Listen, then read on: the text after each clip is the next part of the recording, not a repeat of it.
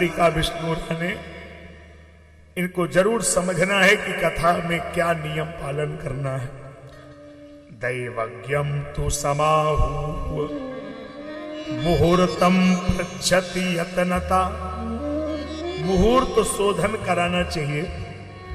विवाहे यादृशम वित्तम तादृशम परिकल्पयेत। भागवत में बेटी के विवाह में जो कुछ भी करते हैं वही भागवत में दान करना चाहिए। घबराना नहीं। हाँ। दोनों सोचते होंगे गुरुजी ऐसे नहीं, मैं ऐसे सोचते होंगे पहले तो नहीं बताया था, अब पहले थोड़ी पुराण सुना था, सुनोगे तब ना निकलेगा। तो तुम तो घबराना नहीं, कोई बात नहीं, अपनी बात है। हाँ वो तो खुद राम बाबू जाने, तुम्हें क्या लेना देना। हाँ, तो साहब दैवज्ञम तु समाहू मुहूर्तम पृच्छति यतनता, विवाहे यादृशम वित्तम तादृशम परिकल्पयेत। फिर कथा के क्रम में हर श्रोता के लिए निवेदन है, अगर बने तो ऐसा कर सकते हो, नहीं बने तो जबरदस्ती नहीं कर रहा हूं, अगर करेंगे तो आपको उसका फल मिलेगा।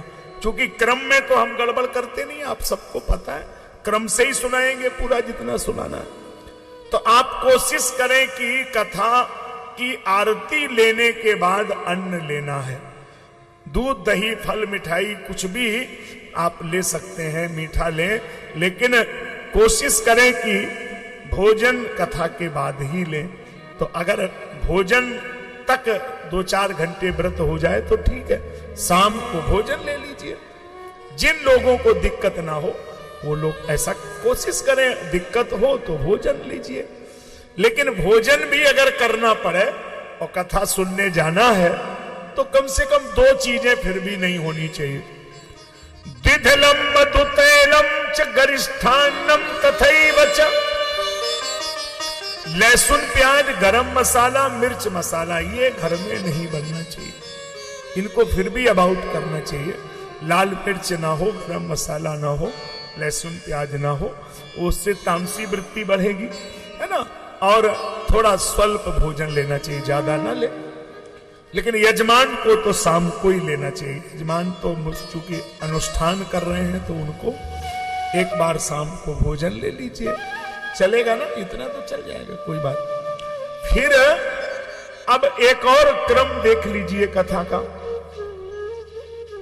कथा कोई भी सुना दे, अब ये क्षमा करना, इसमें माफ, चूंकि लाइव कथा है, दुनिया भर में लोग देख रहे हैं, तो इसमें माफी पूर्वक कह रहा हूं, लेकिन कह वही रहा हूं जो इसमें लिखा है।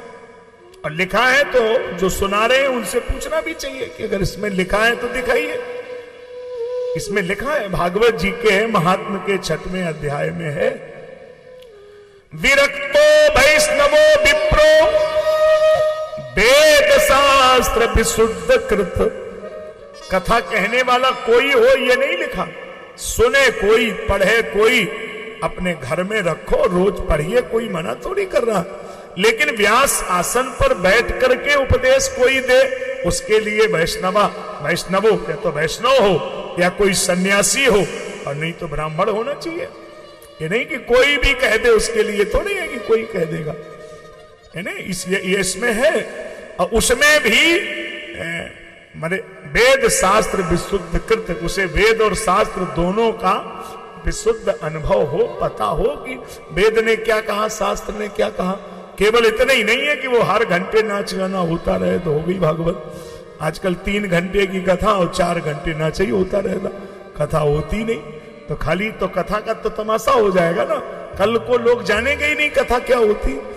तो इसलिए उसमें कथा अगर है तो थोड़ा बहुत बीच में दूरे हरि कथा केचित दूरे चाच्युत कीर्तना, थोड़ा बहुत कीर्तन भी हो, ठीक है, लेकिन इसका अर्थ ये नहीं है कि उसमें दिन भर कीर्तन ही हो और कथा ना हो। ये भी हम लोगों की जिम्मेदारी, विषय भी रखना है कि हर अध्याय का थोड़ा बहुत दर्शन हो, क्योंकि ये भागवत जी भगवान जी का स्वरूप है। ऐसे नहीं कर सकते हैं कि आप जो मर्जी करेंगे, उसका नियम कुछ करना पड़ेगा। फिर हम लोग तो खैर ये भी एक नियम पालन करते हैं, जैसे बड़ा कठिन है लेकिन करते हैं, आप लोगों ने देखा है। एक ही आसन पर हम तो पूरा उपदेश करते हैं। आप स्क्रीन पे भी देख सकते हैं, जिस समय से बैठेंगे आसन नहीं बदलेंगे, आसन तभी बदलेंगे जब हम आरती कर लेंगे। एक बार पैर जैसा हो गया वैसा हो गया, पैर ही नहीं हिलाएंगे। आप तो हर 5 मिनट में बदल लेते हैं, लेकिन हम लोग नहीं बदलते, आदत नहीं, आसन एक ही रहेगा।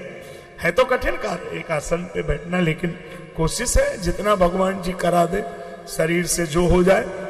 तो इसमें ये भी थोड़ा सा नियम है, बाकी किसी के लिए कोई मनाही नहीं है। सब लोग पढ़ें, सब लोग सुने, लेकिन वेद शास्त्र का विशुद्ध अनुभव हो और फिर उसको कहे, उसको पता हो, खड़ तात्पर्य निर्णय का ज्ञान हो कि कथा में क्या है, अपूर्वता क्या है, उपसंहार क्या है, विषय वस्तु क्या है और कथा का उद्देश्य क्या है, क्यों ये कथा सुनाई जा रही है। थोड़ी कि सुना दी तो सुना दी, उद्देश्य भी तो उसका पता लगे। ये भी कुछ चीजें का ध्यान आचार्य को देना है। और फिर इसमें जो 7 दिन में भागवत हुआ, उसमें तो आसूरयोदमारभ्य, सूर्योदय से सूर्यास्त पर्यंत 12 घंटे प्रवचन हुआ। तब कहीं हुआ था 7 दिन में। इतनी देर तो बैठना ही कठिन होगा, कैसे कोई करेगा। अब फिर जो भी कथा में श्रोता सुनने आते हैं तो उनकी जिम्मेदारी है कि जब कथा सुनने जाएं और यदि समय निर्धारित समय से 5 मिनट भी विलंब से जाते हैं तो अपना गलती मान के पीछे कहीं चुपचाप बैठ जाना चाहिए। और अगर पहले पहुंच जाते हैं तो आचार्य जी को प्रणाम करें, व्यासपीठ को प्रणाम करें, और देर में गए हैं तो गलती उनकी है। तो फिर उनको बीच में जाके पुराण को और आचार्य जी को हम माला पहना दें, पुराण, ये सब नहीं करना चाहिए, क्योंकि उस समय तो प्रवचन शुरू हो गया, फिर तो जिम्मेदारी आपकी है।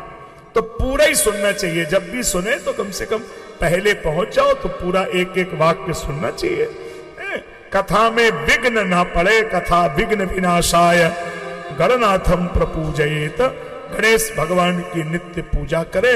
वर्णाद्ययी पंच विप्राणाम कथा भंग निवृत्ते, 5 ब्राह्मणों का वर्ण करे, कोई विघ्न ना पड़े। इसके बाद में कथा विश्राम के उपरांत में 12 ब्राह्मणान, 12 ब्राह्मणों को भोजन करा देना चाहिए, जरूर कुछ कन्या खिला देना चाहिए। और मन हो तो कई लोगों को भंडारा कराए, लेकिन वो जबरदस्ती नहीं है, लेकिन श्रद्धा हो तो जैसा करे। अब आचार्य जी जब जाने लगे तो उनको प्रसन्न करके भेजना चाहिए, ये एक बड़ी बात है।